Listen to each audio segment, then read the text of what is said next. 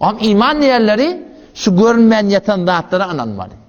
Zaten kıyamet badayın, kıyam ölünden değil elmeli diye. Değil elmektir, kıyametten değil elmeli. O dünya gidip gelene yok. Pırça peygamberimiz gidip geliptir, sahabar getiriptir. Cennette görüptür, cehennemde görüptür. Başka göreni yoksun. Neyse iman getirmez sonra. Allah Teala son Kur'an'ını açıklattır. Akıl verdim dedi diye. Oylun diye. Yani yatınamada okudum ayet. Ayahsebul insanu en yutraka suda. Ay insan gümen etyer mi? Öl haline koyulur mu kadib? Öldün gittin tamam mı kadiyan? O dünya yok mu kadiyan sen diye? Ellem yekun nutfeten min meni yumna. Ayaş insanın yadından çıktı mı? Ellem yekun nutfe. Ayaşı bir damcı tuğ dedi mi? Ne mi damcı tuğ ne miden? Min meni. Şehvet tuğdan sildin diye. Size o şehvet tuğdan şu portip beden tuğ. Ne mi haysiyet bana? Yumna oklanın diye. Nereye oklanıyor? Bir zerren Allah ile görünür kaptır. Kala nasıl oklanıyor?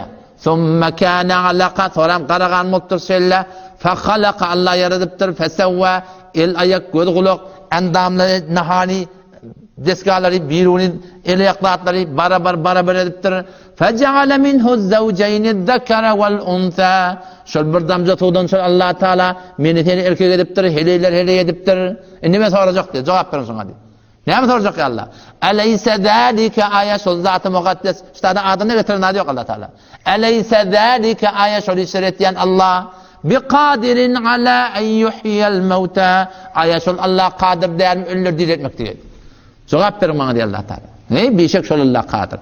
Asıl maksat da şu zindagi. Evelem yarallezîne keferu ayet kafirler görmeyerler mi? أن السماوات أن الله الذي خلق السماوات والأرض بيشك الله كش أسماء يردبتر يري يردبتر ولم يعي بخلقهن يرتمق يادا مابتر بقادر على أن يحيي الموتى أيشول الله قادر دائم ölür diriltmek diyor Allah. Bana cevap verin dediktir zaten. Biz cevap verir bişek şol Allah qadir. O şu taydan şol akıl bilen Allah'ın sıfatına zatına iman getirmeli. Oşon ödüne fikretmeli. Sen evet öde şu aynanın önünde duruyorsun, sen ödün görüyorsun. Sen müngüllette duran aynanın görüp olmuyor. Müngüllette dursan aynanın görüp olmuyor. Burun memi nol haka dedim, oğulları aksaydı öde yadından çıkamasın. Aynanın görüp olmuyor diyenden bana. Bu ne mi dedi? Dedi aynanın anlatayını görüp oluyor diye. Muhtemelen ya doğru şey değil mi? Aynanın anlatın görüp olmayışyalık Allah Teala'nın şu dünyada görüp olmuyor. Aynanın anlatayınlansan o dünyaya geçsek inşallah Allah Teala bir gödü verecek. Bu gödden başka Allah Teala'nın görten olacak. Yani aynanın anlatıp da geçip olmuyor o dünya anlatabiliyor musun? O dünya geçmeli ta Allah Teala'nın göreceğilik. Allah Teala kim görecek? Allah Teala'nı imanlı adamla görecek. İmanlı adamları Allah Teala öz mülakatını verecek ki hem nimetler bir yerik.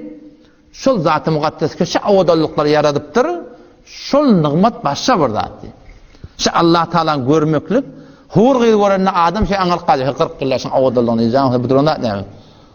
Qaraca tasbirdat, qara qas, qara kirpik bilen qaraca göz şöyle bir avdan yelpilap duran 40 yıllap adam anıl qalacak. Ama Allah Tebarek ve Teala'nı görene 80 yıllap adam anıl qalacak. Doyacak geldi Huday Teala'nı görmeklikten doyacak geldi adam. Şu kadar bir nimet. Umumi cennetiyle zimmun Allah Teala mülakat etmesi. Haftada bir gün mülakatı umumi. Her kim öz derecesine göre. O zaman şol Huday Teala'ya doğru imanı bitirmek gerek. Bitirmek ne emre oluyor? Köpten köp Allah'ın kudretini eşitmeli.